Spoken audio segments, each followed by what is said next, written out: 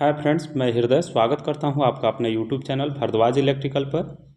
आज दोस्तों हम इस वीडियो में इलेक्ट्रिशियन ट्रेड थ्योरी का एक महत्वपूर्ण टॉपिक चुंबकत्व और संधारित्र यानी कि मैग्नेटिज्म एंड कैपेसिटर से अति महत्वपूर्ण क्वेश्चन आंसर को सॉल्व करेंगे। तो ये सारे जो हम क्वेश्चन सॉल्व करा रहे हैं नियमित क्वेश्चन बैंक जो भारत स्किल के वेबसाइट पर आपको मिल जाएगी और सभी को हम chapter wise topic wise solve करा रहे हैं।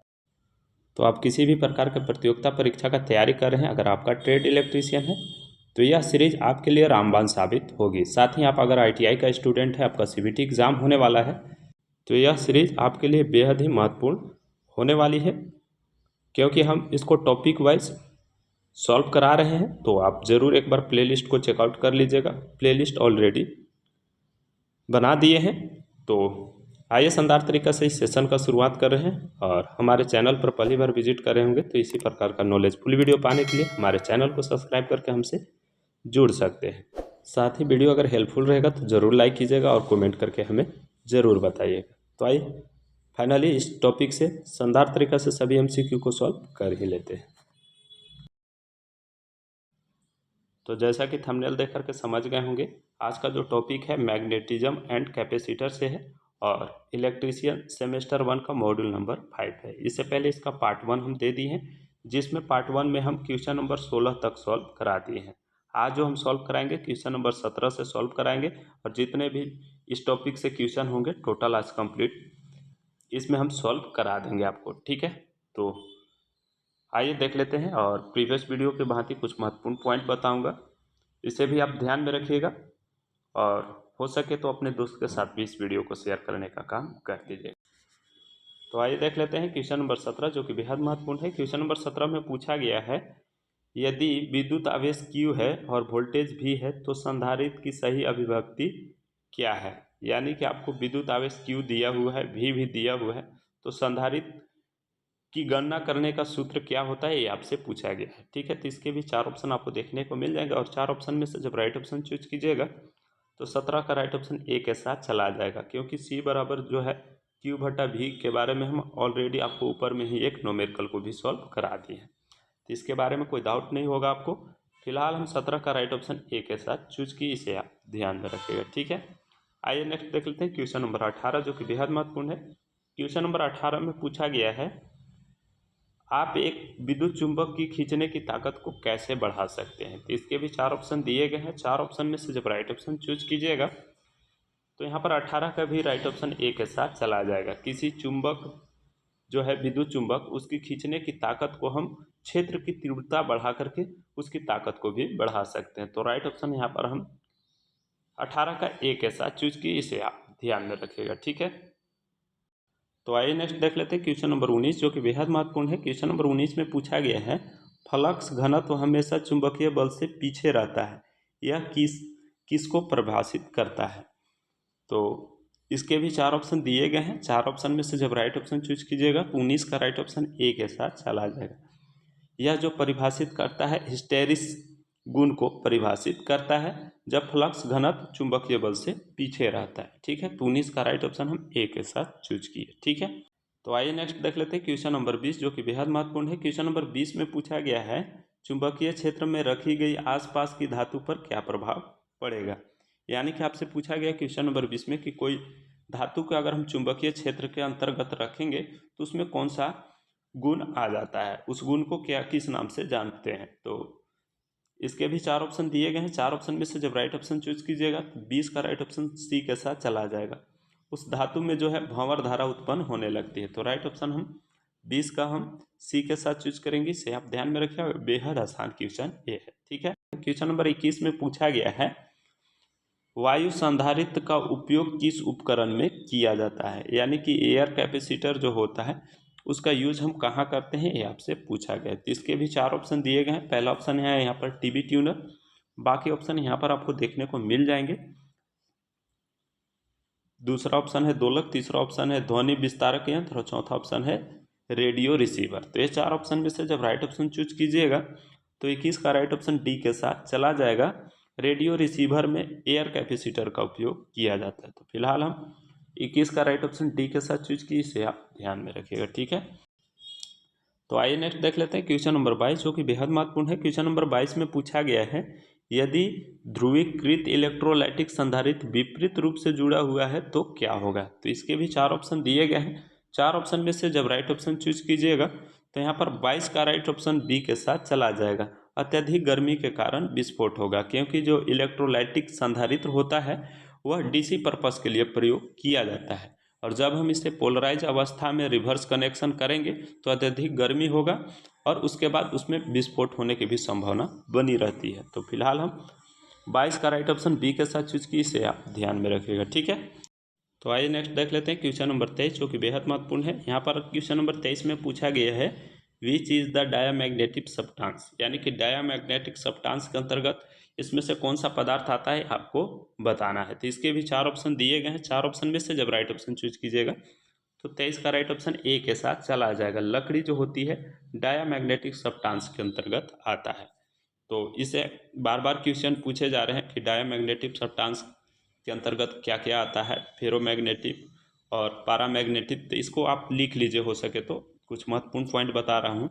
डायामैग्नेटिक सब्सटेंस के अंतर्गत जो आता है बिस्मथ, एंटीमनी, पीतल और लकड़ी आता है, जो कि यहाँ पर लकड़ी अभी ऑप्शन को हम चूज किए। इसके अलावा आप पैरामैग्नेटिक सब्सटेंस के अंतर्गत लिख लीजिए प्लेटिनियम, मैग्नीज, एल्युमिनियम, तांबा, ये पैरामैग्नेटिक सब्सटेंस के अंतर्गत आता है, जबकि लोहा, इस्पात, निकेल, कोबाल्ट ये फेरोमैग्नेटिक सब्सटेंस के अंतर्गत आते हैं। तो ये सारे पॉइंट हैं जो आपको याद रखने होंगे।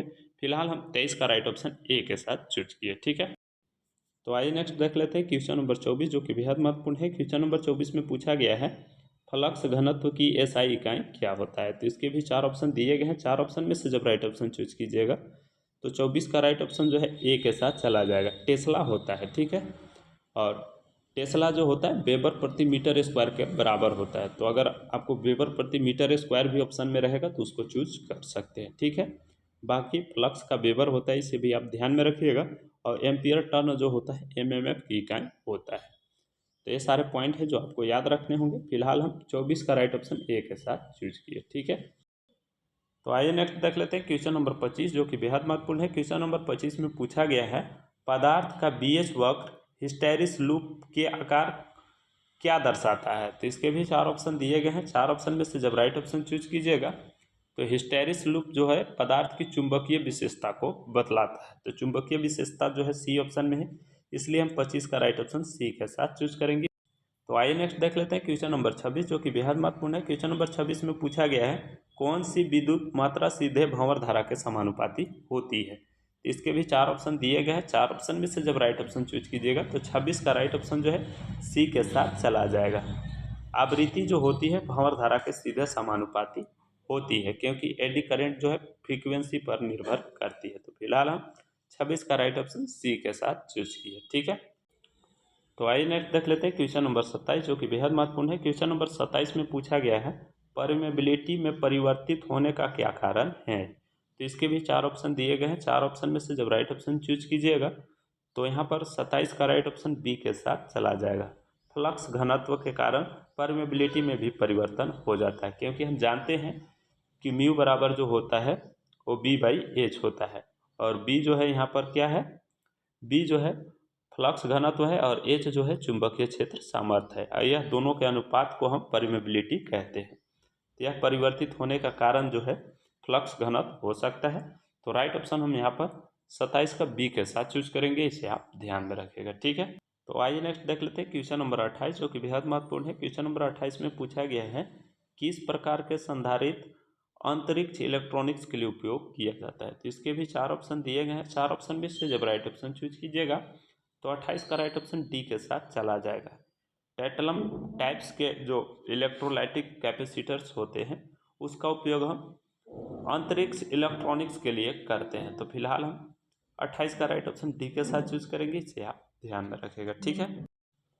तो आइए नेक्स्ट देख लेते हैं क्वेश्चन नंबर 29, जो कि बेहद महत्वपूर्ण है। क्वेश्चन नंबर 29 में पूछा गया है, इलेक्ट्रोलाइटिक संधारित्र का क्या प्रभाव होता है अगर खुला परिपथ दोष होता है।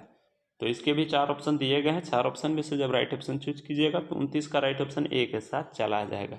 यह कार्य नहीं करेगा अगर उसमें खुला परिपथ दोष यानी कि ओपन सर्किट फॉल्ट है। तो ठीक है, तो फिलहाल हम 29 का राइट ऑप्शन ए के साथ चूज किए। तो आइए नेक्स्ट देख लेते हैं क्वेश्चन नंबर 30, जो कि बेहद महत्वपूर्ण है। क्वेश्चन नंबर 30 में पूछा गया है, यदि संधारित्र के प्लेटों की दूरी को कम करते हैं तो धारिता के मान में क्या परिवर्तन होगा। तो इसके भी 4 ऑप्शन दिए गए हैं। 4 ऑप्शन में से जब राइट ऑप्शन चूज कीजिएगा तो 30 का राइट ऑप्शन डी के साथ चला जाएगा, धारिता के मान में वृद्धि होगा। तो राइट ऑप्शन हम डी के साथ चूज करेंगे। इससे संबंधित आपको हम कई बार बता चुके हैं ऊपर में कि सी बराबर जो होता है एप्सिलॉन ए बटा डी होता है। ठीक है, अगर डी के मान में कमी करेंगे तो धारिता के मान में वृद्धि होगा। तो इसे आप ध्यान में रखिएगा, और इसका मान में कमी करेंगे तो इसका मान में वृद्धि होगा। तो ये पॉइंट है जो आपको ध्यान में रखने हैं। संधारित्र में प्लेटों के बीच की दूरी कम करने से धारिता का मान में वृद्धि होता है। तो फिलहाल हम 30 का राइट ऑप्शन डी के साथ चूज किए। बाकी इंपॉर्टेंट पॉइंट को भी आप ध्यान में रखिएगा। तो आइए नेक्स्ट देख लेते हैं क्वेश्चन नंबर 31, जो कि बेहद महत्वपूर्ण है। क्वेश्चन नंबर 31 में एक चित्र दिया गया है और आपसे पूछा गया है चुंबक में कौन सी विशेषता दर्शाई गई है। तो इसके भी 4 ऑप्शन दिए गए हैं। 4 ऑप्शन में से जब राइट ऑप्शन चूज कीजिएगा तो 31 का राइट ऑप्शन जो है ए के साथ चला जाएगा। यह दिशीय विशेषता को बतलाता है। ठीक है, यहाँ पर जैसा कि आपको देखने को मिल जाएगा, नॉर्थ पोल है, इधर साउथ पोल है, इसका इंडिकेशन इधर की ओर है, इसका इंडिकेशन इधर की ओर है। तो यह दिशा को बारे में बतला रहा है। ठीक है, तो फिलहाल हम 31 का राइट ऑप्शन ए के साथ चूज किए, इसे आप ध्यान में रखिएगा। ठीक है, तो आइए नेक्स्ट देख लेते हैं क्वेश्चन नंबर 32, जो कि बेहद महत्वपूर्ण है। क्वेश्चन नंबर 32 में पूछा गया है which is a paramagnetic substance. तो पैरामैग्नेटिक सब्सटेंस के अंतर्गत कौन सा पदार्थ आता है आपको बताना है। तो इसके भी 4 ऑप्शन दिए गए हैं। फिलहाल हम 32 का राइट ऑप्शन ए के साथ चूज करेंगे। एयर जो होता है पैरामैग्नेटिक सब्सटेंस के अंतर्गत आता है। बाकी स्टील किसके साथ आता है अगर आप जानते होंगे तो इसी वीडियो को कमेंट बॉक्स में ज़रूर बताइएगा, क्योंकि इसके बारे में ऑलरेडी हम कई बार बता चुके हैं। ठीक है, तो आइए नेक्स्ट देख लेते हैं क्वेश्चन नंबर 33, जो कि बेहद महत्वपूर्ण है। क्वेश्चन नंबर 33 में पूछा गया है चुंबकीकरण का किस विधि का उपयोग वाणिज्यिक उद्देश्य हेतु अस्थायी चुंबक बनाने के लिए उपयोग किया जाता है। वाणिज्यिक हेतु मतलब कॉमर्शियल पर्पस के लिए किसका उपयोग हम परमानेंट मैग्नेट बनाने के लिए उपयोग करते हैं। तो यह जो चारों विधि है चुंबक बनाने की, चारों विधि के बारे में इसमें दिया हुआ है। जिसमें हम कॉमर्शियल पर्पस के लिए जो उपयोग करते हैं वो इंडक्शन मेथड का उपयोग करते हैं परमानेंट मैग्नेट बनाने के लिए। तो फिलहाल हम 33 का राइट ऑप्शन ए के साथ चूज करेंगे, इसे आप ध्यान में रखिएगा। ठीक है, तो आइए नेक्स्ट देख लेते हैं क्वेश्चन नंबर 34, जो कि बेहद महत्वपूर्ण है। क्वेश्चन नंबर 34 में पूछा गया है यदि घुमावों के बीच की दूरी बढ़ती है तो प्रेरण पर क्या प्रभाव पड़ता है। तो इसके भी 4 ऑप्शन दिए गए हैं। 4 ऑप्शन में से जब राइट ऑप्शन चूज कीजिएगा तो 34 का राइट ऑप्शन जो है बी के साथ चला जाएगा, घटेगा। जबकि आपका इस क्वेश्चन बैंक में जो आंसर दिया है वो बढ़ेगा दिया हुआ है, जो कि गलत है, यह घटेगा। बाकी आप अपने माध्यम से इसे भी देख सकते हैं, क्योंकि हम जानते हैं कि कोई परिनालिका में अगर घुमाव के बीच की दूरी बढ़ती है तो प्रेरण का प्रभाव में कमी देखने को मिलती है। क्योंकि एल बराबर जो होता है आप सभी लोग जानते हैं म्यू एन स्क्वायर इंटू ए बटा डी।